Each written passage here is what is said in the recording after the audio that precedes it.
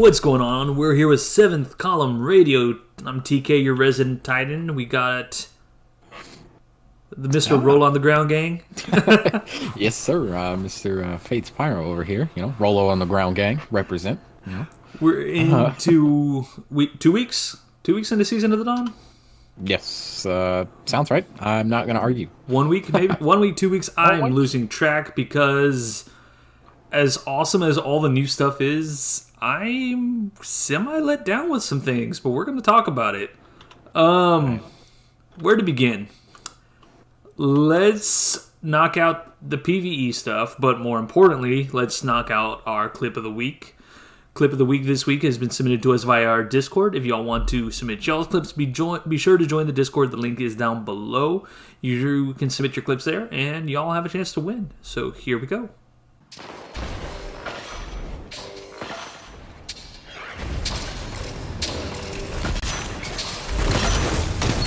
2 for 1. Yes. 3 down. Look at them fall. That was our Clip of the Week presented by y'all. Be sure to submit them. Y'all have a chance to win as well. Amazing. Always. Goated on the clicks or sticks, Depending on the platform. I agree. So, let's start PvE changes. They're great. The one-hit throwing knife is not as bad as I thought it was going to be. I'm pleasantly surprised. They did nail that one. I'm very I'm happy with it. I like my throwing knife, but back to D1 days. I think I've only died to it like 1 or 2 times. So I've killed at least one person with it, but he was dumb enough to push me. So I played with it once, and we were playing on Twilight Gap. We spawned on the far side, away from so the guns end up being on our right of spawn. I ran out, I jumped, and I threw. It went over the platform, down through the square in the middle where heavy spawns, and it hit some dude. Like, it was just a random ass throw. After the match, after the match, the guy just said, "Tell me you clipped it at least." It's like, those are the best, I don't play Hunter, so that was like my crowning moment. That's like the most Hunterous thing. That is the most Hunterous thing I've done. Warlock, Heat Rises. Have you messed around with it? I have not. I have not gotten to my Titan or my Warlock yet. It's been it's a busy time of the year for me. I'm not. I don't get to be around or play as much as I'd like, so I haven't gotten to the other two. Normally, this would be a busy time of year for me, but we know my whole situation right now, so I'm actually able to try a lot more things and do a lot more things. Heat Rises on the Warlock, for people that haven't played it yet. Think like your Void Warlock, where you could pop your grenade and get Devour and go on a rampage, killing things and healing all the way. With Heat Rises, it makes it where you can float in the air pretty much indefinitely, and it increases your in-air accuracy significantly. I'm talking, I took a sniper rifle that I put an Icarus mod on, and I'm headshotting dudes as I'm flying through the air. It is that accurate. Wow. It is fantastic. It adds a whole nother layer to Warlock that I actually played my Warlock this week as much as I've played my Titan. Ooh, okay. Yeah. So, bonus points that you can extend the duration of Heat Rises by killing things with your solar melee. Or doing damage with the solar melee, because that does recharge it quicker. So, in theory, you could actually run a full-on melee regen build, get Heat Rises and everything. Bonus points that if you're using the new Warlock boots, when you pop your super and you kill something, you drop both rifts at the point where you killed somebody. You get a healing and an empowering rift wherever the person dropped. Ooh, wow. Yeah. You see where I'm going with this. PvP-wise, whole nother level. If you can get used to the Heat Rises flying, and it does take some getting used to. It also has a double Icarus dash now, so you can dash twice. It's very reminiscent of the Titan Twilight Garrison, which all my Titan brethren and I are still hoping they bring back as an exotic. I remember that. I had one. It was fantastic. It added so much mobility to the Titan. I enjoyed it. I will give you guys that. I did enjoy that. It makes it makes it so much easier to get out of the way. Like, you're flying through the air, you see red, double tap B, and you're good. Titan. This is where I'm starting to get let down. Ooh. So, with Titan, the Code of the Devastator, Burning Maul, it has the bonuses to the hit detection on the Maul. The tornado that goes out, it doesn't go out as far, but it has more vertical space. I feel like it's not as consistent. It's like something about it isn't as consistent as it used to be. And I'm talking like in close range too. The Roaring Frames buff, that is nice if you can keep your stacks up. If you can keep the full 3 stacks, you get an extra 50% damage on every shot. And it lasts for like 20 seconds before it goes. And when you add another stack, it refreshes the 20-second timer. So keep getting kills with the throwing hammer, with the... I actually was to proc mine, I was using a Ashen Wake Gauntlets, and I would pop somebody once with a hand cannon, and then I would throw a fusion ball at them like a fastball. And yeah, that works fantastic. So that's actually pretty clever. I like that. The most fun you will ever have in Destiny is using exotics that you would never use before and finding a way to make them work. I.e., Peacekeeper boots on the Titan with an Antiope primary, Mindbender shotgun, drop a 3.0 KD, no questions asked. Try the new things. Variety is the spice of life, people. Put the Arbalest away. No. Okay. For the people that decided to pick it up and are only running that this season, I get you need the Pinnacle. I put mine away a couple matches, just to counter the sheer amount of Arbalists I have encountered. It is insane the amount that picked up, but I can understand it because nobody wants to fight for heavy to get the Pinnacle. But I mean, these things kind of this ties to one of the points that we were wanting to try to talk about was the whole. They did nothing to change the meta outside of sidearms getting a target acquisition buff across the board. Nothing has changed weapon wise. And I feel like that's a missed opportunity. Like, they could have done so much different things, and they didn't go for it. I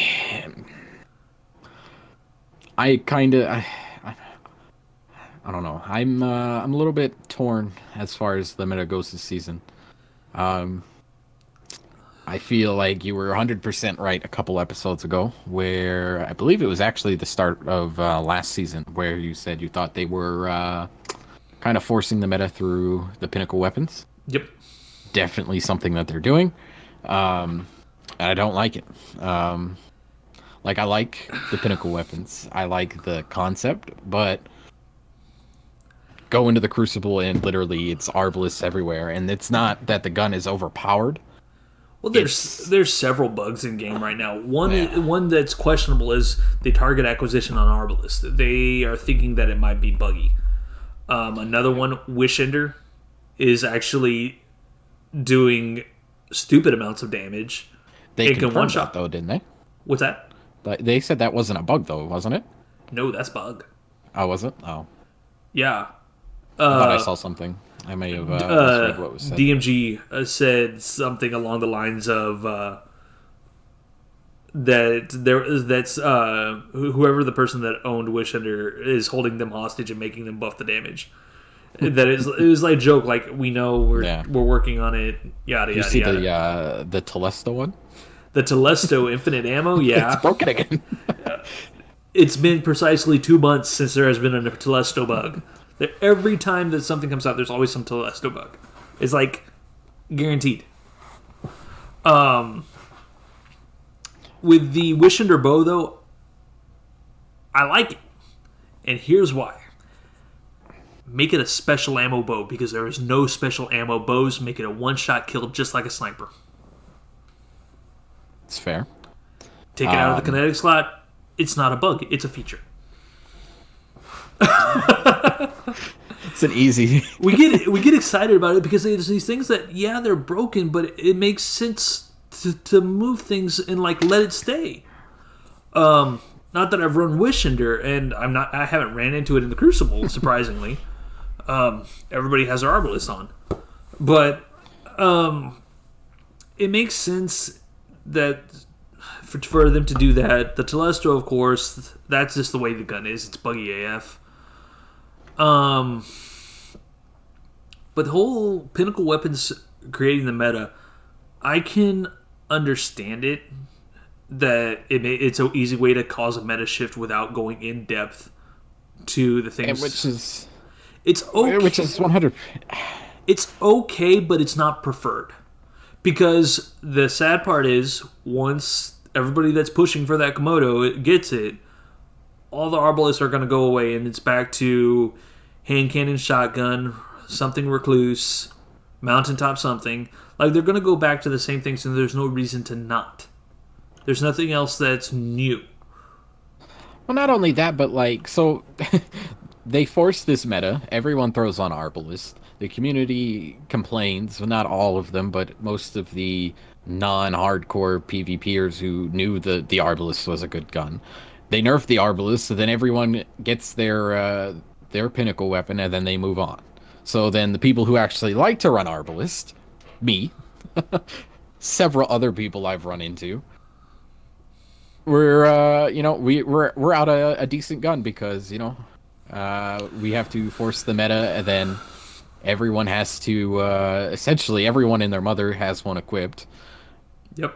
Bungie goes, okay, well this needs a nerf, and then I'm out a gun I like, and I have to. I mean, like, I don't mind adapting. Don't get me wrong, but at the same time, I want to be able to use what I want to use. I agree with you. One of the things that we talked about is the whole meta shift and everything, but we also wanted Trials coming back. It didn't, but I have a theory. So put on your spinfoil hat. There's an activity coming at the end of the season called the Empyrean Foundation. Okay. Empyrean Foundation, whatever it is, we're going to help it because there's a shader that you can get and you can view it in the collections. It's actually called Lighthouse something. I can't remember the second part. But it says you get it from contributing to the Empyrean Foundation. And there's also screenshots from the trailer where it looks like your normal Mercury patrol area, but it's taken back in time. So, the Empyrean, for my fellow English nuts out there, Empyrean actually has a significant definition. It means, or it's the highest pinnacle of heaven, and a fire elemental is supposed to inhabit it, according to Aristotle. So, lighthouses are really high. There's fire in lighthouses in old times before bulbs became a thing. We're building the Empyrean Foundation. There's time travel involved. I think we're building Trials for next season. And to further give my input on it, still got the spinfoil hat on. Before the season launched, they brought in some significant PvP names. Dr. Lupo, Real Crafty, Fallout. They brought all these guys in before the start of the season. Which means you would think they would have made PvP changes. Unless they brought them in and asked them, hey, what do you think of PvP right now? What does it need to be changed? And they have a whole season, 90 days, to work on it so that Trials is there for next season. And it's in a good state. I think you're being a little optimistic. I probably am, but the thing that really set it off for me is the fact that Saint 14's line, you fight like a caged animal. Mm-hmm. And the whole Imperium Foundation, when you look at the drop calendar, there's stuff that says Season of Dawn only and stuff that says regular. Mm-hmm. Imperium Foundation is part of the regular. While Sundial and everything else requires the Season Pass. So, this isn't me dissecting your theory here, but more, if that is the case, I wish Bungie would at least be like, not necessarily give it away, but like, y'all need to take a deep breath and like give us a little bit, wait and see. You know what I mean? They kind of have, because I can't take full credit for this theory. Although I was piecing it together that Saint 14 is involved somehow. I did see the shader and everything. This is actually from the Forbes magazine writer Paul Tossi, who writes a lot of stuff on Destiny often. He put it all together, and he's interviewed Bungie several times asking when's Trials coming back, because he himself enjoyed Trials. He was actually a fairly good player. He interviewed him, and he gets the same answer every time, according to him. You're too impatient. And that's combined that with all the stuff that's in game so far, and then the whole placeholder leak a few weeks ago, or last week. I feel like we might have it next season. I mean, I hope you're right. Like, don't get me wrong. Hell, I really do. I love Trials. Ideally, if I'm being totally honest with what I'm wanting it to be here halfway through the season, when that Imperium Foundation drops. That's the start of it. Like, we start this iteration of Trials. I just think, I don't know. It's crazy to think, like, I like that. But it's crazy to think, like, so Trials is obviously a big draw for a lot of people. Right. Not just, people who play, but it also affects things like people who say watch Bungie or watch Destiny on Twitch. It affects everything almost. If Bungie was to come out and say Trials is back or is coming back, this is when, like, I don't know. I wish we knew when exactly. Like, I for sure thought we'd see it at the beginning of this season. They brought back Osiris. They're definitely building his character. You got to give them that. Which I like that. I like that a lot. They totally redone all of it. That first DLC was. We're not going to talk about that. Yeah. I just wish it was out already. Like, that was always something, like, I ran my PvE stuff, I played some regular Crucible, but that was, like, what kept me personally, like, interested. Like, I love Destiny, I love lore and stuff like that, but as far as playing, like, all of the time, like, that was the one thing that I truly enjoyed in D1. D2 Trials was a little bit mess, but so was the rest of the game at the beginning, so... Yeah. I feel the big thing that made Trials a mess back then was the fact that you could have countdown possibly. It was like, why? All that, the double primary meta, the fact that it was all straight up team shotting. For everybody on the Destiny subreddit that complains about it, the way everything is right now, just look back to where it was, and let's just start there. No game is perfect. The fact that, I mean, even the price point on this thing so far, we paid $10. Have you gotten your $10 worth out of it? I would say so. I've gotten that and then some. The new weapons aren't bad. Breachlight, the sidearm, I've nicknamed that thing Beastlight because it is a beast. I like that they're bringing back some weapons from vanilla, like the old fashioned. Ooh, tell me what roll you got. I bet I can top it. I don't have any. I don't have any yet. Snapshot, quick draw. That is dirty. That looks good. I was playing around on one of the... Is it Blacksmith? What's it called? D2 Gunsmith? Yes, that. I was playing around on that. kind of playing around with perks and rolls on it, kind of looking. So we'll see. I definitely want one. I missed out on it when it was in vanilla, but I got it. I got it in the vanilla, and it was good. Like, it was one of my go-to hand cannons, and I don't play it. I did not play hand cannon then. I do now. It still feels the same, so it takes some getting used to. I honestly feel like when they did all the changes to 150 animations, it did not get touched. The visuals is still funky, but I mean, hey, can't complain too hard.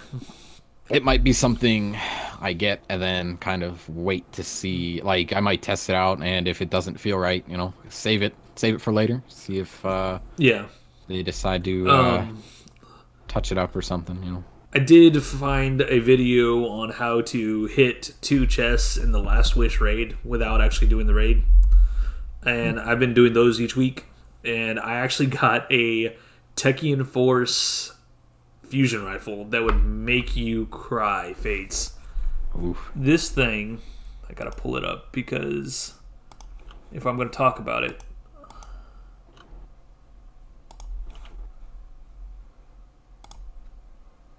Give me 1 second.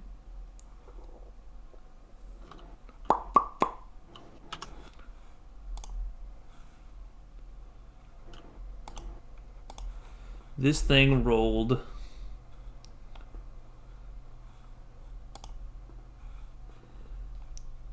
small bore, so range and stability. Could rolled hammer forged for full range, or full bore for more range but lose stability. I don't want to lose any stability if possible, or rather gain a little bit of range and a little bit of stability, both. It's got accelerated coils, lose a little impact but gain faster charge time, or I can get projection fuse for more range. Snapshot sights for quick aim. Rangefinder for more range. Oof. Rangefinder or stability masterwork on top of that. Tighten that cone, range everywhere. I haven't tried it yet. I will let you know how it goes, but for hitting a chest on a raid without having to get it, sign me up. I also got the scout rifle, which is a high impact scout rifle. I actually like those. Zen moment kill clip. And I got the bow, explosive head with moving target. So, yeah, that might be nice. I haven't given it a shot. I honestly don't play bows in Crucibles, surprisingly. Maybe I should. I used to. A while when the last word first came out. That was what I paired it with. Ooh, weird. The Vow from the old from the. Isn't the Vow kinetic or is it energy? It was energy. Okay. It was a solar bow. It wasn't as good. I mean, like, it worked, but it was masterwork. It had a quick draw time and stuff. Its impact wasn't as high as I would have liked, but it worked decently. I was about to say, you don't even have to aim for the head. Aim for the body, swap to your last word, and pop, pop, pop. Yeah. Yeah, it was really nice. I liked it a lot. It's not a bad combo. Like, you just have to kind of get used to playing with it. Yeah. I mean, if you can... I also used to pair it with a high-impact scout rifle, but, it's basically the same kind of play style. Yeah. If you can manage to do one, you can probably do the other. Yeah. I like it. Or used to. As far as new weapons go, the Breachlight sidearm's fantastic. Steel Feather auto is good. The interesting one is the Martyr. Martyr's Retribution is a energy grenade launcher, one-shot barrel, but it has an exotic frame. It's when you look at it in dim, the type of frame it has is considered exotic. When it hits the ground, it does like a thermite, like the Titan thermite grenade. Mm-hmm. It does that forward from wherever the grenade hits. So what a lot of people are doing, and I've played with it and I liked it. I took Aztec Cross's build that he did. He called it Firebender, and because he always names his builds, and some of them are pretty great. what he would do, he would run that with the Solar Titan, Ashen Weight gloves, and a fusion grenade. And what he would do, he'd hit the ground in front of them so they would get damaged by that fire, which, by the way, it's a 130 damage constant. There's no drop off to it. If they are in the fire, they take 130 damage instantly. And then he would swap to a sidearm, Smuggler's Word, and pepper them twice, and down they'd go. Or if he had his grenade up, he would throw the grenade at him, and it would proc a Sunspot. Run through the Sunspot, you get Sun Warrior, damage buff, health regen, and all the fun things that last as you step out of the Sunspot. If you stand in the Sunspot, your grenade cools down even quite faster, so you end up having another fusion grenade ready to go. So, you got to give it to the guy. For all the stuff he comes up with, yeah, some of them are funky, but damn, he covers stuff well. It's very thorough. Yes. The new perks in the pool are interesting. Elemental Capacitor. You got a favorite before we go on? Because I cut you off. I don't really have a favorite. Not yet. I haven't gotten to play around too much. I've seen some interesting ones. I'm completely blanking on the name. It had to do with your grenade and stuff. Osmosis. I forget what it was. Yes. Interesting concept. That's what makes the Pinnacle good. That's what makes Buzzard good. Because otherwise, Buzzard, I feel like they actually nailed it on the head this season by making it where the Pinnacle weapons fit where they come from. Except for Komodo. Komodo, I don't understand why you would have a linear fusion as your heavy, but yeah. It's not. Okay, linear fusion power. I would go with a grenade launcher. I'd go with a grenade launcher, like play the game. I get 3 shots, that's 3 kills. If I can play the grenade launcher right. If you want cheesy, Wardcliff, or you want to get really cheesy, Colony. That too. So, I mean, I don't know. To go back to it though, the Buzzard, the perk combinations are actually fairly decent, nothing crazy. But the real draw to it is that elemental or the osmosis, because then you get to run the rainbow. You have one in your heavy, one in your primary, one in your top. You run your nightfall. You have all your bases covered for when match game is the modifier. And I mean, you can't do that anymore unless you ran that ability. And then the sad part was when you ran that ability, you were stuck with it until, like, if you were like, okay, let's say you had a solar energy, a void heavy, and then you ran the arc subclass. Yes, you had stuff to pop the shield, but that grenade isn't going to be cooldown every time you need it. And the fact that was what was awesome about Buzzard. The fact that you can run that, throw your nade, have an arc weapon now, and not have to worry about what you're going to come in contact with. It's just like, oh, there's that shield, let me swap real quick. The only thing is you got to make sure that you have your grenade cooldown to make it arc again when you need it. It actually does take a damage reduction when you use arc, when you swap the thing. So that's one thing that a lot of players aren't aware of. Energy weapons actually do less damage per the same archetype than kinetic weapons. It says that it's always been in game. People just don't realize it. People got Buzzard, and how come it does less damage when it's got its element on? Well, because it's basically being treated as an energy weapon. They don't realize that. The Martyr's Retribution, back to it real quick, is the best ad clearing weapon in the game right now because of how that grenade works. It's an instant kill on most things. So that one's great. Elemental Capacitor is interesting. It gives a bonus to stats on the gun depending on what subclass you are. I think Void gets handling, or Solar gets stability, and Arc gets range. So that's nice. Vorpal Weapon I have yet to try, but I'm really curious on that one because its perk is it gives you increased damage against bosses, vehicles, and guardians in super. And when I'm talking damage increase, I'm talking I can take a sidearm, go against a Nightmare Shank, and I can kill the thing in 4 to 5 trigger pulls at 2 bullets apiece. So,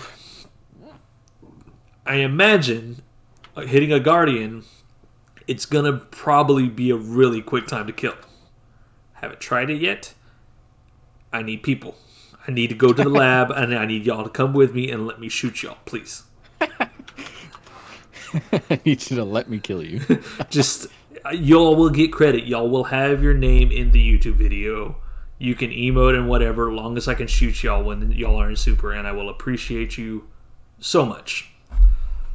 No, I already talked to some of our Stream On guys to help me out with it. I was like, guys, can y'all be my target dummies, please? Sure. We just need you to stand there. Look pretty. Let me shoot you. Come back. Just, look at the flowers. Look at the flowers. Oh my gosh. Okay. Going on to the next one. After we covered Buzzard.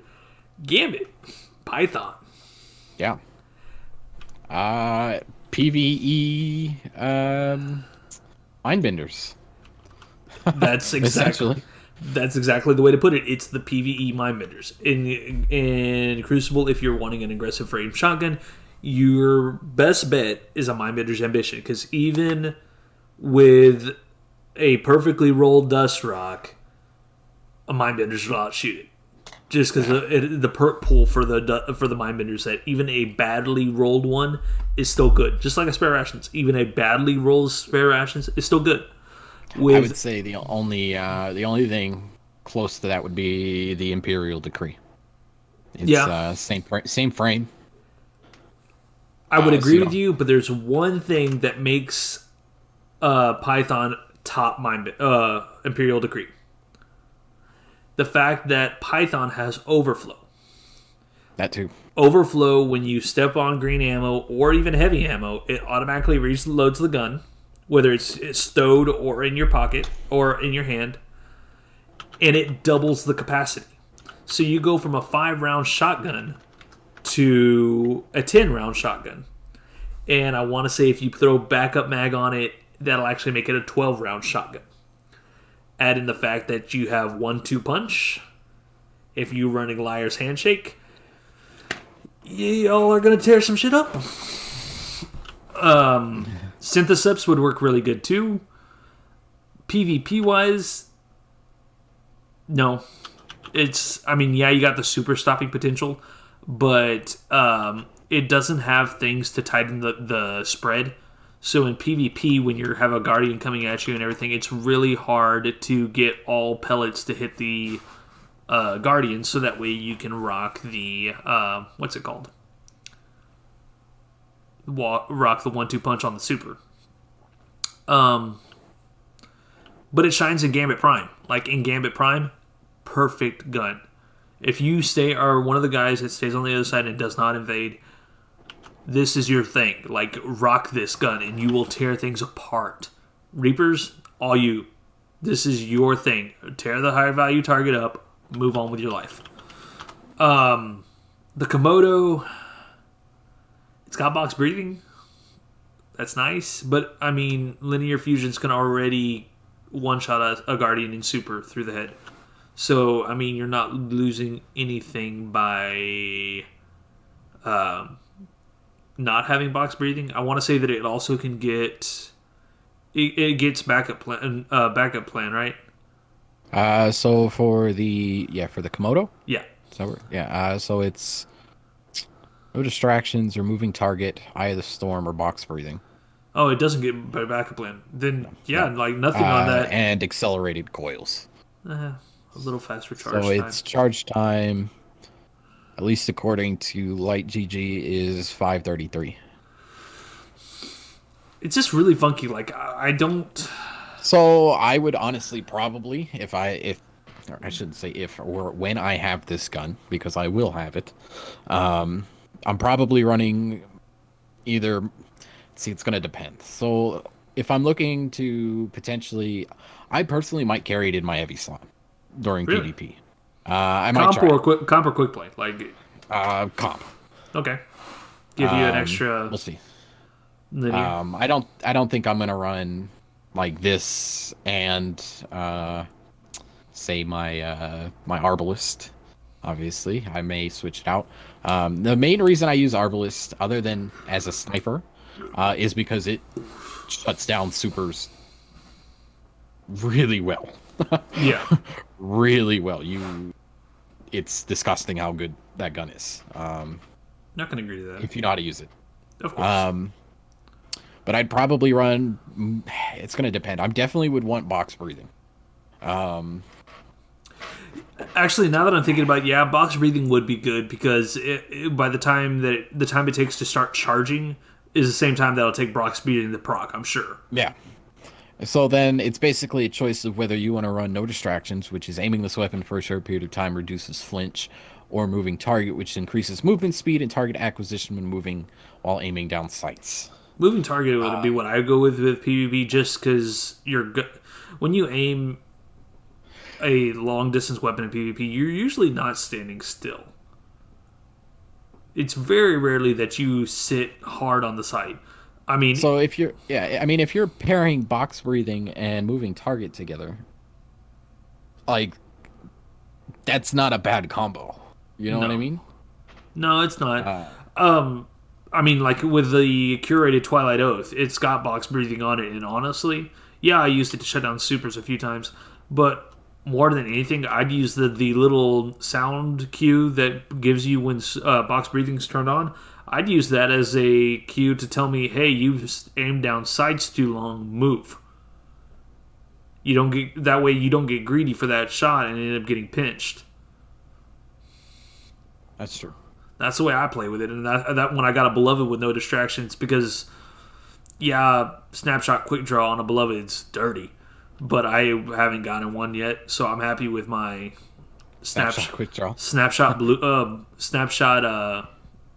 box breathing, and I use it the same way as I use my curated Oath.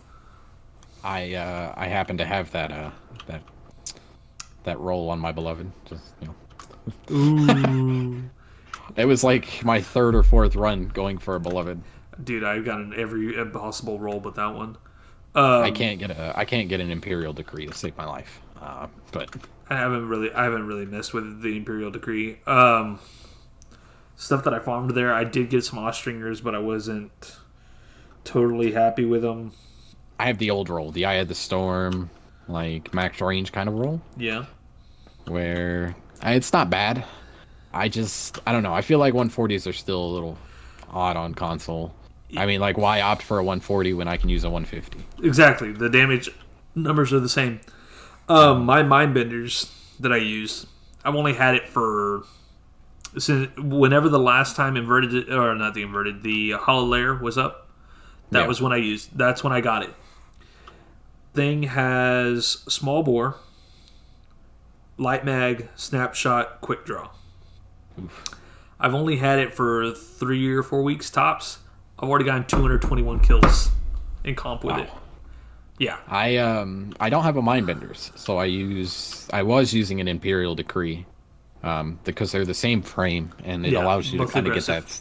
Yeah, if you need that second shot off, versus like a Dust Rock where it's a precision frame and it's kind of slow. Yeah. It's nice. I almost always, though, because I can't get like I haven't gotten a good rolled Imperial Decree yet. Almost always default back to like my Retold Tale or my Dust Rock. I used Retold Tale for a while and then I dropped it. Shotguns, it's always been Chaperone. Or my Axe. I've used Gnor's Axe, I use Blasphemer. My Mindbenders is amazing. Like, if I'm gonna shotgun, that's it. I've had matches where we were getting just getting out sniped. So I was like, F it, I'm not gonna keep sniping. I'm gonna swap out. I threw on my shotgun gear, and this was this last night actually. We were losing 3-0, and we turned around and won 4-3. We won 4 matches in a row after I swapped to my shotgun, and we just started playing smarter. We had one where Psychotics got DOSed, he actually got either he got DOSed or his internet connection left or whatever, and it was just me and Ninja, and we ended up winning 3 rounds while we were waiting for Psychotics to be able to join us back, and then when he was back, we won the last round. So we held our own in 2v3s every match. Wow. Yeah, it was. That was definitely one of the highlights from last night. To round things up, though, I mean, overall the season so far, it's been a great start. I'm looking forward to see what they got. Still holding out for trials. I'm still a little disappointed. I'd still like to see. I like the buffs, so I didn't really get into it. I like the buffs on our gunslinger subclass. I still want either an exotic or something that boosts my timer. Fix my timer, god damn it. Trust me. Even fix my solar grenades, please. Trust me. I can't stand not being able to spike people with my trip mine. I'm waiting for the Titan exotic that lets the hammer come back to you like Thor style. That would make me happy. That would be great. I would be so happy with that. Anywho, we can keep hoping. We're here, 7th Column Radio. I think we kind of got it where now we can start recording on Mondays, either before or after our other meeting. Think that'll work? So, starting from like January onward, I should be free a lot more often. Okay. We're trying to get a time. We're trying to get a time down for y'all where we can be consistent. Yeah. It's just difficult though the holidays. Yeah, the holidays are busy. So always. But if you want to catch us live, you can catch me live at twitch.tv/Tibbercat, or you can also find me on Twitter at Tibbercat. Fates, where we're gonna find you at? On Twitch, everywhere. I am Fates _Pyro or just Fates Pyro. Yeah, I mean, you can find me rolling on the ground, because that's what we do. There we go. That's going to be it for us here, y'all. We'll catch y'all later. Happy holidays.